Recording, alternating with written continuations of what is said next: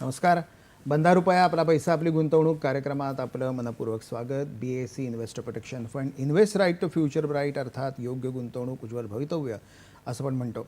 आजच्या कार्यक्रमात आपल्याबरोबर सहभागी होत आहेत स्वप्नील महाजन, संचालक ट्रिनिटी ग्रोथ कन्सल्टिंग, आणि आपल्यासोबत आहेत Preet Malde, research analyst, Piper Serica fund advisors. Preet, Swapnil दोघांचंही स्वागत आहे बंधा रुपयामध्ये. स्वप्नील, गोष्ट अशी झाली की आपण म्हणतो ना की माझा पेपर तर मी चांगला लिहिला होता पण मला मार्क्स कमी का मिळाले. ही जी 2 आठवड्यातली जी घसरण आहे ती गेल्या 4 वर्षातली सगळ्यात मोठी पडझड आहे. म्हणजे 4% सेन्सेक्स निफ्टी एका दिवशी पडलेले आपल्याला दिसते. ही एवढी घसरण्याचं कारण काय, काय फंडामेंटल कारण आहेत त्यासाठी?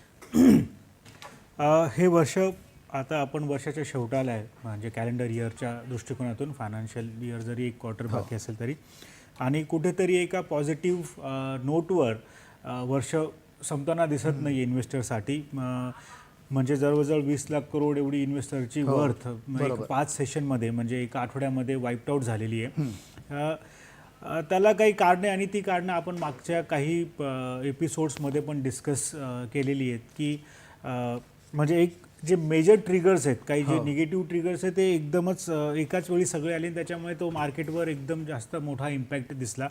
त्यापैकी काही गोष्टी एक्सपेक्टेड होत्या आणि काही ट्रिगर झालेत. जसं की जो US चा डेटा आलेला आहे की तिथे इन्फ्लेशन थोडं डिसअपॉइंटिंग करणार आहे, आणि इन्फ्लेशन कंट्रोल ठेवण्यासाठी जे फेड रेटचे जे कट एक्सपेक्टेड आहेत ते त्यांनी सांगितलं की जे पुढच्या वेळेस जे 4च्या ऐवजी आम्ही 2च कट करू. त्यामुळे एक मोठा ट्रिगर तिकडे झाला. पण दुसरं असं आहे की जे आपण सतत हे बोलतोय की इंडियन स्टॉक मार्केटचे व्हॅल्युएशन्स खूप हाय आहेत. म्हणजे जो ॲव्हरेज PE मल्टिपल्स 10 वर्षाचा 19-18 असा असायचा, तो 20च्या वरती त्या याच्यामध्ये आपण ट्रेड करतोय. आणि तो कुठपर्यंत सस्टेन राहील जेव्हा तुमचे अर्निंग एक्सपेक्टेशन्स जे आहेत, म्हणजे जर आपण PEG रेशोवर याच्यावर बऱ्याच वेळा बोललेलो आहे, आणि तीच स्टोरी, तीच थीम अजून पण कंटिन्यू आहे. जर रिझल्ट्स कुठे जरी कमी झाले तर एवढ्या हाय व्हॅल्युएशनला त्याचा इम्पॅक्ट फास्ट येईल आणि ते मार्केटमध्ये करेक्शन्स घेऊन येईल. तो एक इम्पॅक्ट झाला. तिसरं आहे की जे मागच्या 4-6 महिन्यामध्ये आपले फॉरेन इन्व्हेस्टर्स इंडियामधून थोडासा अप्लाय चालू होता, इन्व्हेस्टमेंट सेल ऑफ होत होतं. महिन्याच्या सुरुवातीला जरी एक पॉझिटिव्ह नोटवर इन्व्हेस्टमेंट दिसल्या, पण तरी एक कंटिन्युअस आता एक सेल चालू आहे. जे नेट बायर होते ते आता जवळजवळ 12,000 करोडने नेट सेलर झालेले आहेत. तर त्यामुळे मार्केटमधून तेवढी लिक्विडिटी गेली.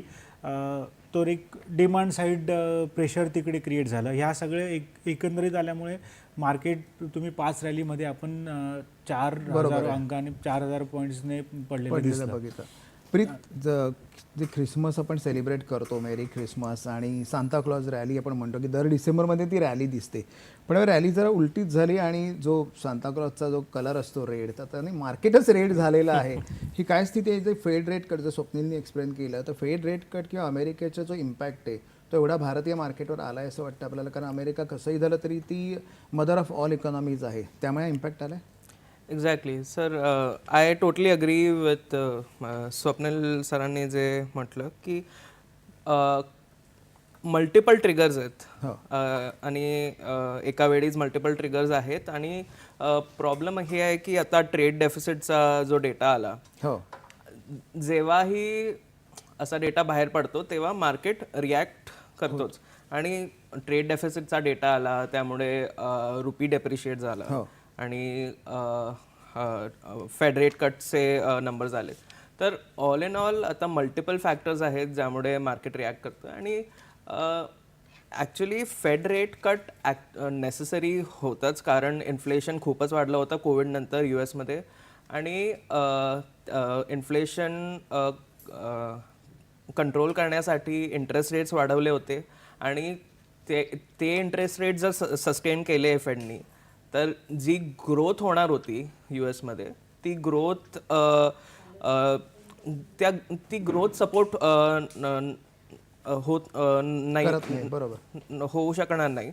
म्हणून इंटरेस्ट रेट कट करावे लागले, आणि ओव्हरहिटिंगचा जो इश्यू होता की ग्रोथ सस्टेन होणार नाही, म्हणून दॅट वॉज नेसेसरी. आणि ऑल इन ऑल बघितला तर इंडियामध्ये स्पेसिफिकली फेड रेट कटचा जो इश्यू आहे तो जास्त इम्पॅक्ट करणार नाही, कारण हिस्टॉरिकली आपण बघितलंय तर फेड रेट कट आणि निफ्टीचा जो को रिलेशन आहे तो हिस्टॉरिकली मीडियम टर्ममध्ये कुठला जास्त को रिलेशन नाही आहे. तर फेड रेट कटचा स्पेसिफिकली प्रॉब्लेम होणार नाही, पण जे ट्रेड टेरिफ्स येणार आहेत आणि जो यूएसमध्ये जो आपण एक्सपोर्ट करतो इंडियामधून तो त्या नंबर्समध्ये जो फरक येणार आहे त्यामुळे काही रिझल्ट्समध्ये डिफरन्सेस असतील, पण all in all Fed rate कटमुळे काही डिरेक्ट कोरिलेशन दिसत नाही आहे. बरोबर आहे. आणि हे जे मार्केटची पडझड झाली आज सगळ्यांच्या मनात तीच भीती आहे की मार्केट सुरू झाल्यानंतर काय रिॲक्शन आपल्याला दिसते, काय प्रकारचं ट्रेडिंग दिसतंय.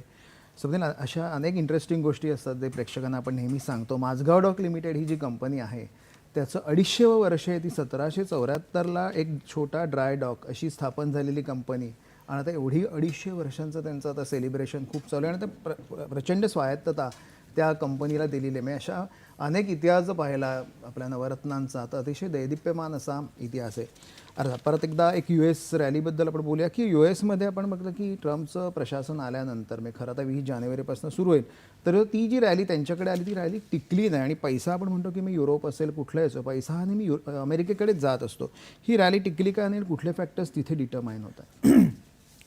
एकदा इलेक्शनचा जेव्हा प्रेसिडेन्शियल इलेक्शनचा रिझल्ट आल्यानंतर थोडी मार्केटने त्याला चेअर केलं आणि सगळ्या ज्या इंडस्ट्रीज होत्या US च्या त्या सगळ्या एक वरती होत्या आणि जवळजवळ बरेच सेशन त्या वरती राहिल्या.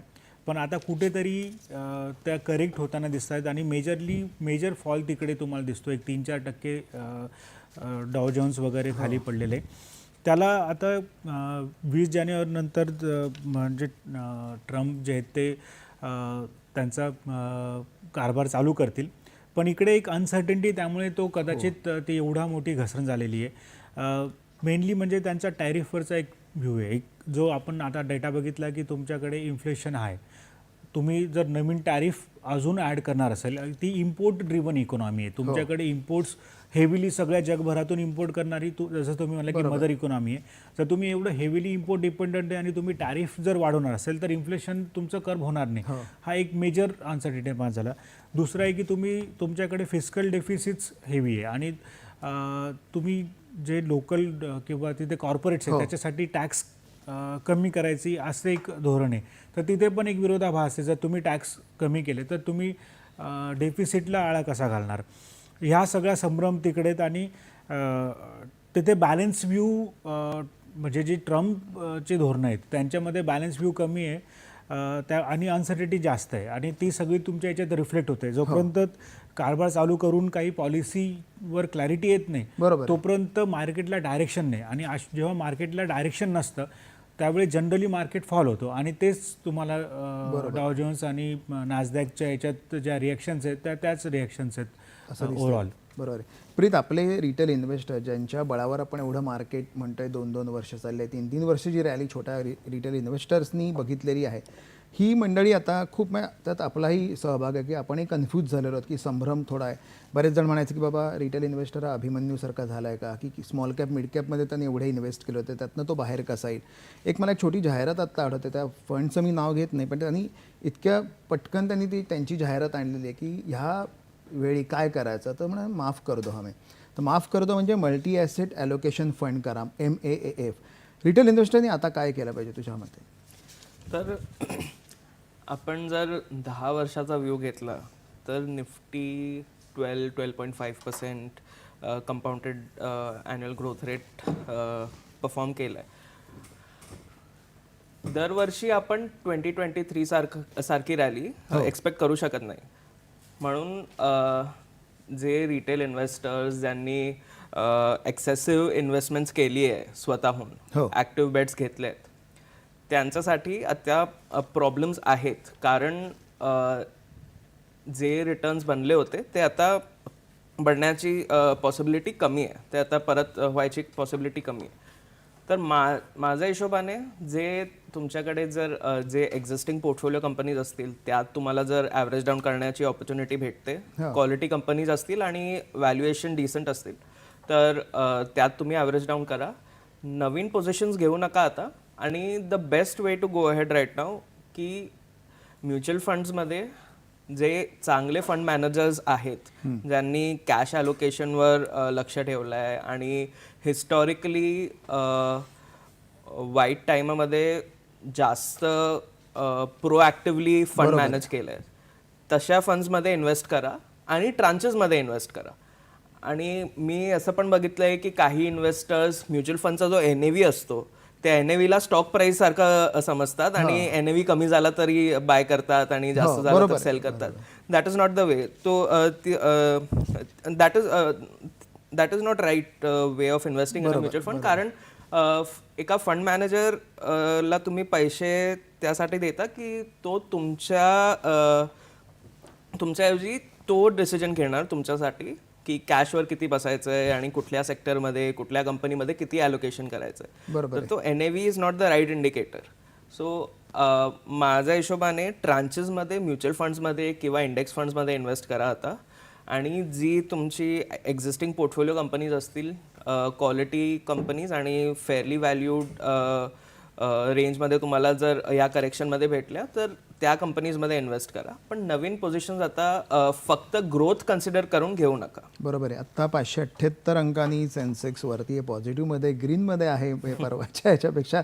स्वप्नील, हाच प्रश्न तुला घेतो आपण आता. विस्तृत उत्तर 2 भागात आपण घेता येईल की आता छोट्या गुंतवणूकदारांनी काय करावं. आणि एक उपप्रश्न नंतर प्रीत तू पण याच्यावर म्हणजे एक थोडा प्रकाश टाकू शकशील की IPOचे मार्केट प्रचंड डेव्हलप झालं आहे. प्रायमरी मार्केट एवढे सतत IPO येतात. आता ह्या आठवड्यात 2 SME, 1 मेन बोर्ड आणि 8 कंपन्यांचं लिस्टिंग आहे.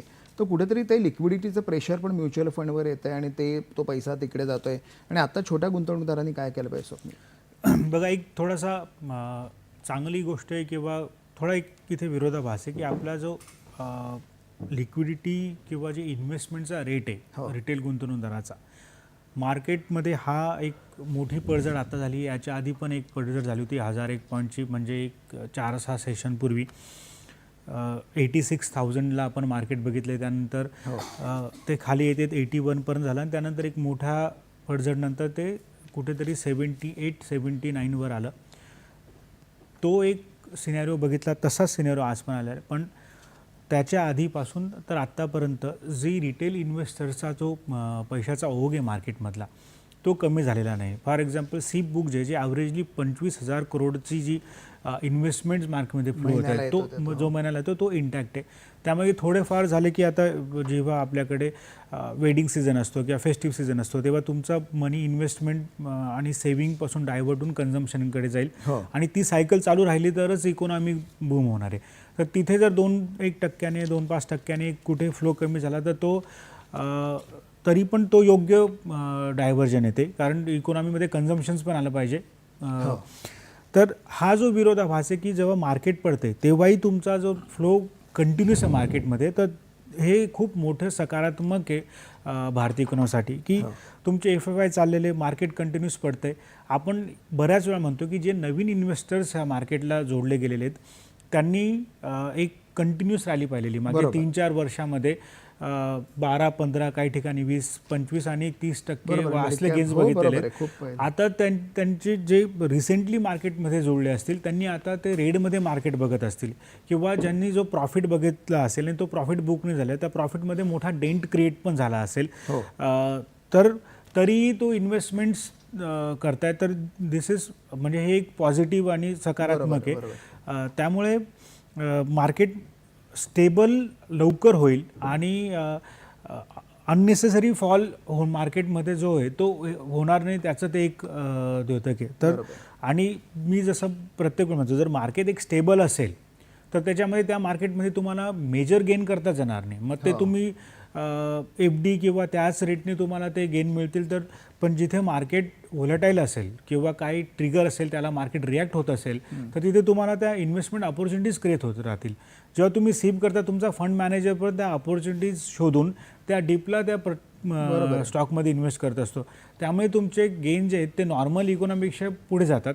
तर ही एक मला वाटतं त्याची संधी क्रिएट इथे होताना दिसते. कुठल्याही प्रकारे पण रिटेल इन्व्हेस्टरनी मार्केट सोडून जाऊ नये, कारण टायमिंग द मार्केटपेक्षा टाइम इन द मार्केट हे महत्वाचं आहे. आणि तसं होताना दिसत नाही, ते एक चांगली गोष्ट आहे की इन्व्हेस्टर अजूनही त्या ज्याला बुलिश आहेत या सगळ्या बाबतीत. प्रीत, 2025 येत आहे आता आणि व्हॅल्युएशन्स, अर्निंग्स आणि सेंटिमेंट या 3 गोष्टी मार्केटला ड्राईव्ह करतात. 2025 कसं वाटतंय आणि म्हणजे कुठल्या सेक्टरकडे आपण लक्ष दिलं पाहिजे? 2025मध्ये माझ्या हिशोबाने व्हॅल्युएशन्स ग्रॅज्युअली रॅशनलाइज होणार. आपण जो मल्टिपल्समध्ये बूम पाहिला 2022-23मध्ये, हो, ते मल्टिपल्स, व्हॅल्युएशन मल्टिपल्स आता रॅशनलाइज होतील. कारण 24मध्ये आपण हे बघितलंय की ज्या कंपनीजना जास्त ग्रोथ मल्टिपल दिलाय त्या कंपनीजमध्ये जर रिझल्ट चांगले आले हो. तरी स्टॉक्स अंडर परफॉर्म करतायत. बरोबर आहे. तर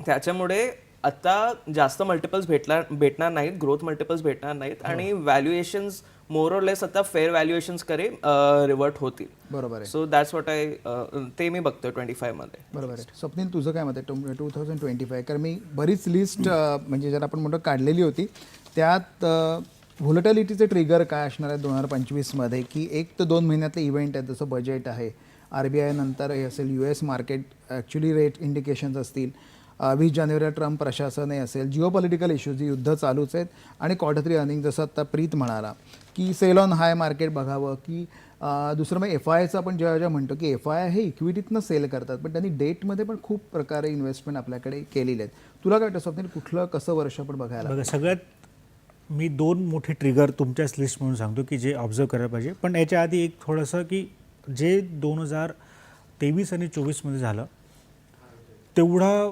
मोठा बूम 25ला येताना दिसत नाही, किंवा तो पहिले 2 क्वार्टर तरी त्याची संभावना नाही आहे. जर मार्केट अजून एका पुढच्या बुल रॅलीमध्ये जायला हवा असेल तर तुम्हाला त्याचा सपोर्ट हा फंडामेंटली आणि अर्निंग्स बरंच यावं लागणार आहे, हो, ज्याची व्हिजिबिलिटी पुढच्या 2-3 क्वार्टरमध्ये कमी आहे.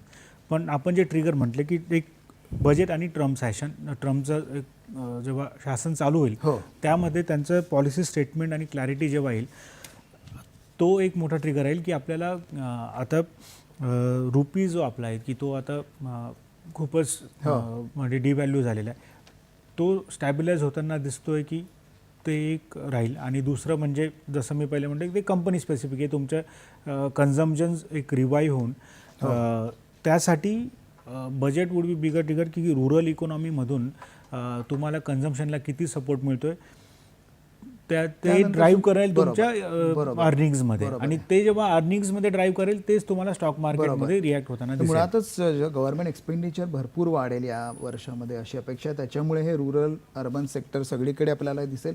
सगळ्यात गोष्टी की पॉवर एनर्जीची डिमांड वाढते, टेलिकॉम सेक्टरची डिमांड वाढते, किंवा बँकिंग बिझनेसमध्ये क्रेडिट ग्रोथ आहे, या सगळ्या गोष्टीचा ज्याला आपण म्हणतो एकत्रित परिणाम आपल्याला मार्केट्सवर दिसेल आणि त्याचा निश्चित फायदाही गुंतवणूकदारांना होईल. आज सहभागी झाल्याबद्दल प्रीत, स्वप्नील दोघांचंही मनपूर्वक धन्यवाद.